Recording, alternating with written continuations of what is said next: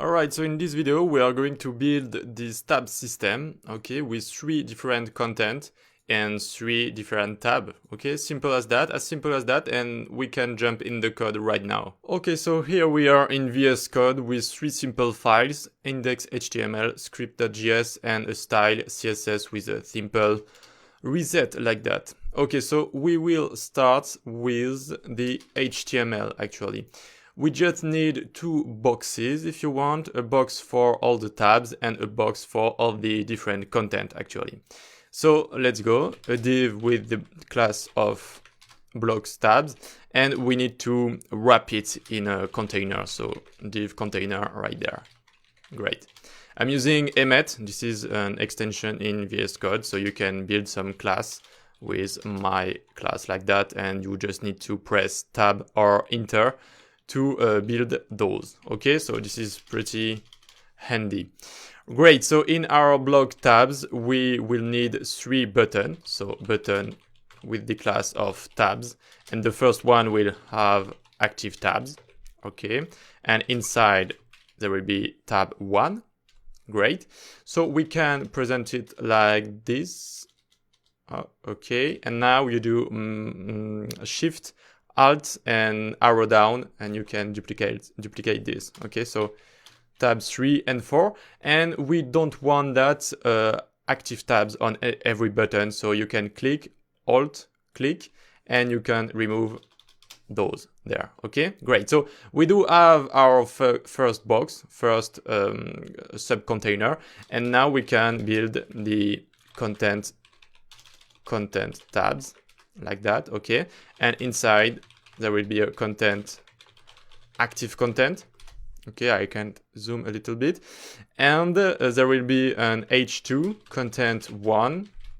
Okay, hr just to create a line below it, and a paragraph text, some text with lorem 20 like that. Okay, great. We can open this and it will not look too great actually, but we can see we do have our 3 tabs, okay, just like there, and some text below it. So we need to copy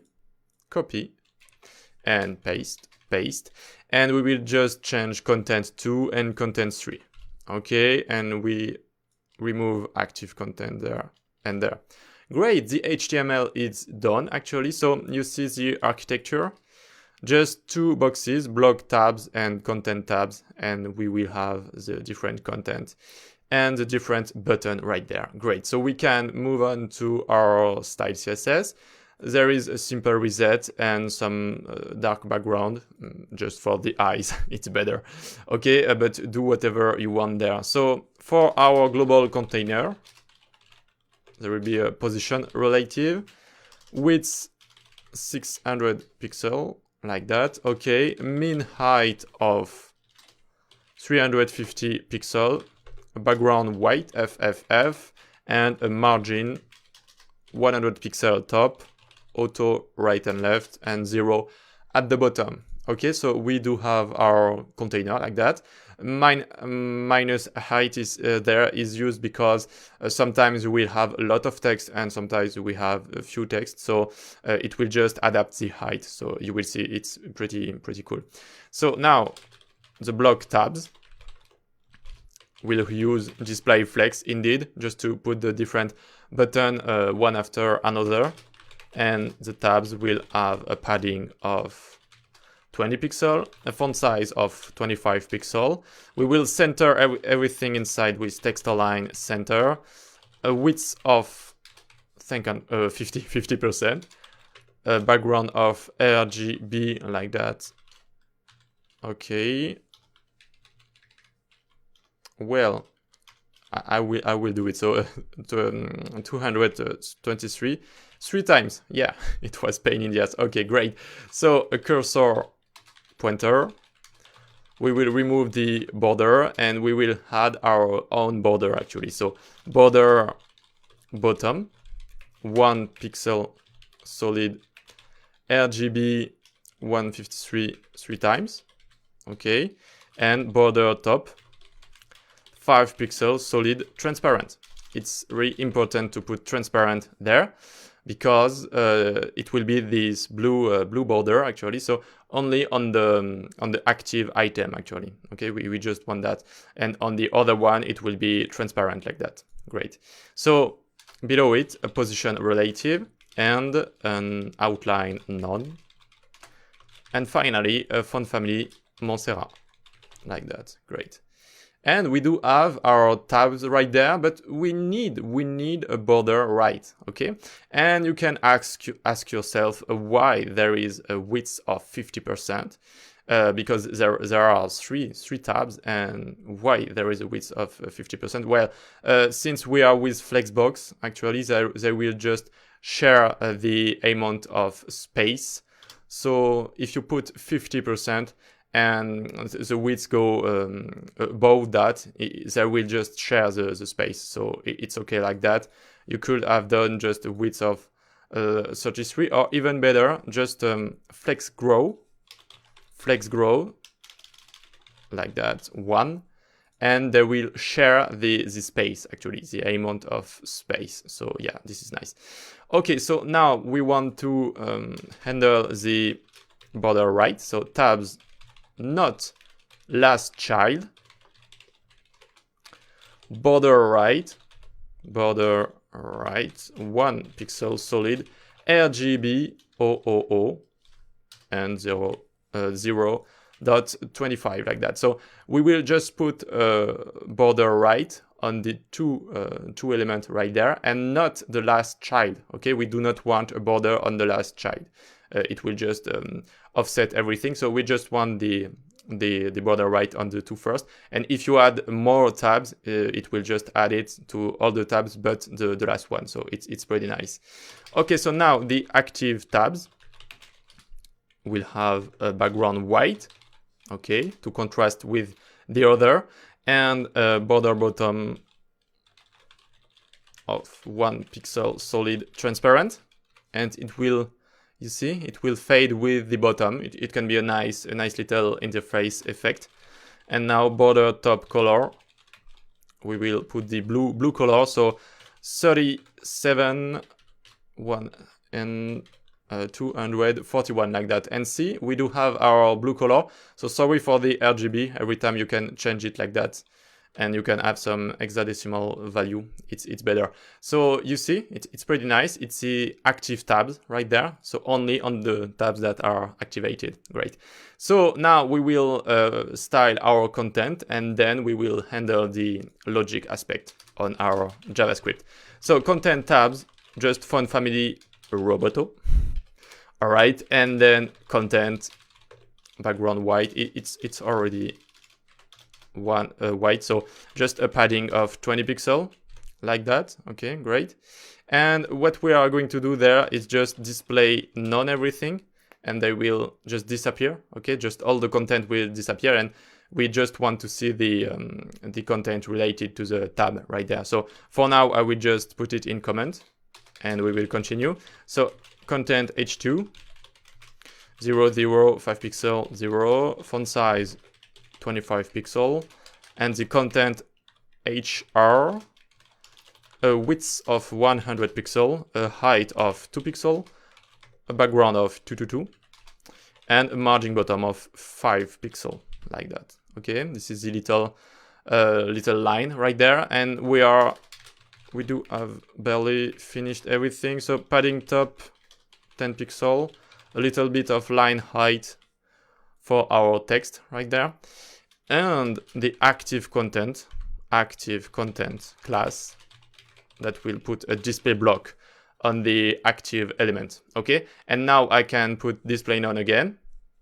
Up, great. And so every content disappear because of display none, and only the content with the active content class, so the first one, you see, the first one will appear. Okay, will appear like that. Great.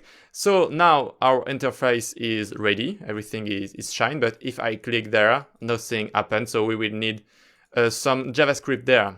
It won't be too hard, so don't worry. Const all tabs equal, and we can do that. Look at that document, that query selector all tabs, And we do want some methods related to the array, and query selector all will give you a node list and not an array. So we can transform it into an array like that, array.from that node list. Okay, so now we do have an array, and we can use index of and map filter and whatever. So we do need all contents to equal documents.query selector all content like that. Okay, and now we do with that we don't need an array method, so we can let it like that. Okay, I will just do a little bit, and now all tabs dot for each. So for each tab, we want to add event listener to add an add event listener. So tab dot add event listener, which one? The click, and we will launch that function with the object event, and is the event object actually. So we do need that parameter there, and we will just start with a for loop for let I equal 0, I inferior to all tabs dot length I plus plus. And first, when we click on a tab, we do want to remove the active tab from every tab. Okay, so this is what we are doing right now. All tabs of I, that class list, that remove active tabs. Okay, so let's see if it's working. I click and it's removed. Okay, great, it's working. And now I want to target that class list, that toggle active tabs. So first I remove all the active tabs, and then I add it to the one I clicked on. So click, click. Okay, it's working. Okay, so I remove and I add on the one I click. Okay, it's simple as that. Now it's nice, it's working actually, but I want to show the content related to the tab actually. So we do need something, we do need some index. I can go there, const index equal all tabs dot index of target. Okay, so all tabs, it's that array, and we use the array method index of, and it will give us the index of the tab we just click. Okay, so yeah, as simple as that. And then we do need another for loop for the content this time. So let j, I will use m maybe. Let m equal 0, m inferior of all content that length m plus plus. Okay, nice. And now all content of m that class list that remove active content, exactly like above. Okay, it's the same. And all content dot index, the of index that class list that add active content like that. Okay, great.